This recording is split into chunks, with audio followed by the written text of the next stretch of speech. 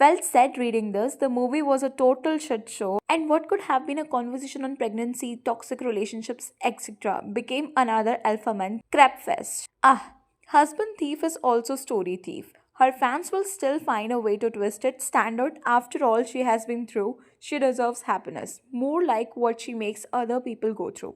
Also, Samantha isn't anywhere in the cast or crew, so you are saying she gave the script to this person and wasn't a part of the project at all. I was never fond of Samantha. There's always been something a bit insincere behind that sweet smile. If she really has taken credit for someone else's hard work, it's disgraceful. These things have a way of coming back around. ये बंदी है ही बेकार, बुरा हुआ उसके साथ, मगर sympathy लेके उसने सेम हरकत किसी और के साथ कर दी. Samantha and Nirja Kona are good friends. We don't know the reason why she shared it with her. Recently, कुछ वक्त से समंथा के ऊपर काफी स्ट्रॉन्ग एलिगेशंस लग रहे हैं कि उन्होंने एक यंग स्क्रिप्ट राइटर का पूरा स्क्रिप्ट कॉपी किया और फिर वो स्क्रिप्ट अपनी फ्रेंड निर्जा कोना के साथ शेयर कर दिया. एंड अभी इस वीडियो में हम लोग इस कंट्रोवर्सी को डिटेल में डिस्कस करने वाले हैं.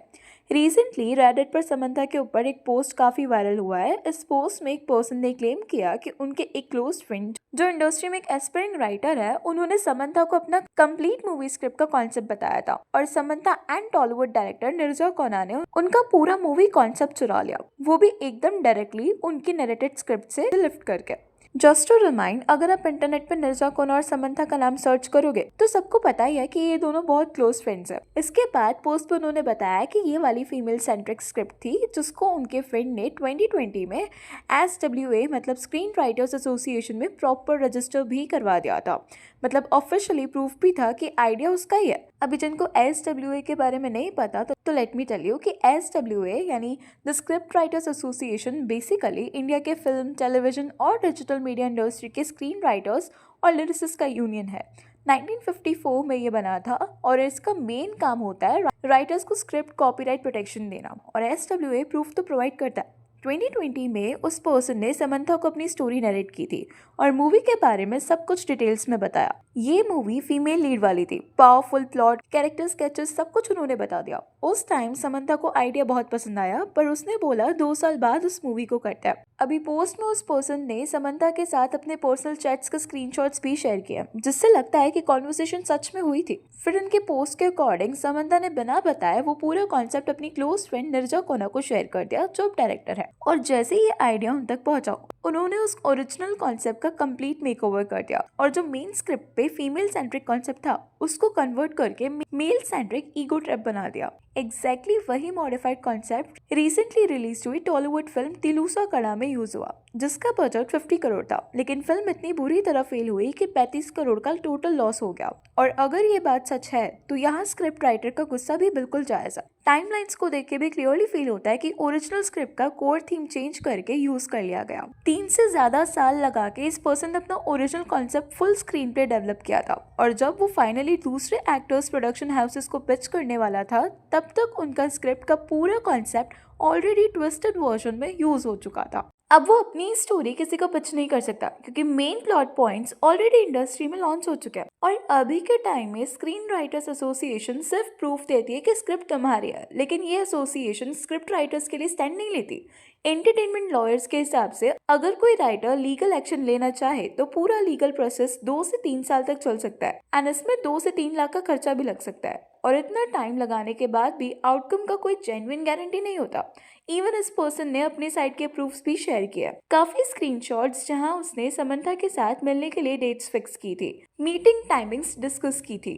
इसके अलावा उसने एक आर्टिकल का स्क्रीनशॉट भी शेयर किया जिसमें निर्जा कोना का बैकग्राउंड डिटेल में लिखा था. कैसे उनका फिल्म इंडस्ट्री में जर्नी स्टार्ट हुआ, कैसे वो स्टाइलिस्ट थी और कैसे धीरे धीरे सिनेमा में इन्वॉल्व होती गई. आर्टिकल में क्लियरली मेंशन है कि Nirja's first big film as stylist 2013 में पवन कल्याण की अतारन टिकी दारे दी थी. उससे पहले वो एक नैनो का डायन जैसे प्रोजेक्ट्स में कॉस्ट्यूम डिजाइन डिपार्टमेंट असिस्ट कर चुकी थी और सिर्फ फर्स्ट ईयर में ही उन्होंने 13 फिल्म्स पे काम किया था. आर्टिकल में ये भी लिखा है कि वो समंथा, नानी, नितिन, डायरेक्टर गौतम तन्नानूरी, प्रोड्यूसर संदीप मुड्डा जैसे लोगों के साथ रेगुलर टच में थी. जब निर्जा ओपनली कह चुकी है कि वो अपने स्टोरी आइडियाज लोगों के साथ डिस्कस करती थी एंड समंथा ऑलरेडी उनके क्लोज सर्कल का पार्ट थी. इवन उस पर्सन ने एक और स्क्रीनशॉट शेयर किया जो देख के सच में दिल टूट जाता है. इवन उस पर्सन ने एक और स्क्रीनशॉट शेयर किया जिसको देख के सच में दिल टूट जाता है. Remember the story of Myra? I had narrated it to Samantha in 2020. She stole that story and leaked it to a director best friend of hers, and that movie released last week. Since then, my world has flipped literally upside down. They stole the story in such a way, plot to plot, that I can't even make that story ever again, or at least here in the South. I had finished the entire screenplay of it recently and also started pitching it to different production houses. One of them got back to me saying, "Did you copy the story from that so-called movie?" And my heart broke into a million pieces. और इसके बाद ऐसे कई tweets भी देखने को मिले.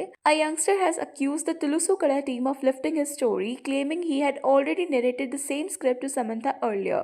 A Reddit post has sparked controversy as a young AD alleges #Telusukada stole his story. He claims he narrated a film-centric script to Samantha in 2020. He says key themes and plot points match, making his script unusable, but with no statements from Samantha, Nirja, or the film's team, these remain unverified allegations.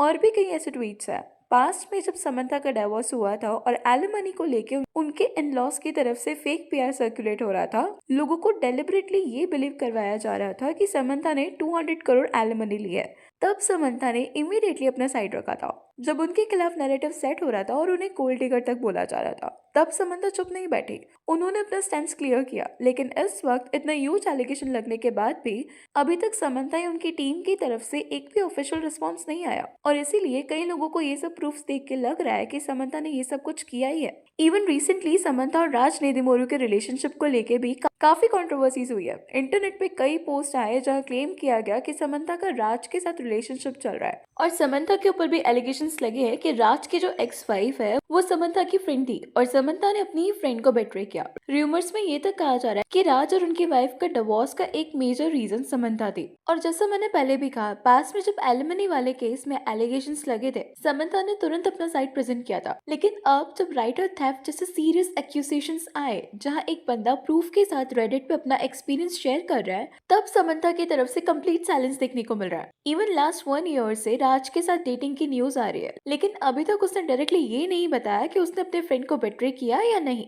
Media almost last 1 year से सब कुछ बोलता आ रहा है. इस पे अभी भी समंथा का डायरेक्ट रिस्पॉन्स नहीं आया है. And this is really weird, क्योंकि समंथा का पैटर्न ये है कि अगर कोई र्यूमर उनके पर्सनल लाइफ के बारे में होता है तो क्लैरिफिकेशन आ ही जाता है. कुछ वीक्स पहले जब समंथा ने राज के साथ एक पिक्चर अपलोड की थी सोशल मीडिया पे, तब भी काफी आर्टिकल्स आए थे कि समंथा ने ऑफिशियली राज और अपने रिलेशनशिप के बारे में पोस्ट कर दिया है. और अगर सच में जैसे र्यूमर्स आ रहे हैं समंथा ने निर्जा को स्क्रिप्ट राइटर की स्क्रिप्ट के बारे में बताया हो, तो honestly it's really sad. Anyways, that's all for today. Please let me know your thoughts on this in the comment section. And अगर वीडियो अच्छी लगी तो please like, share and subscribe जरूर करें.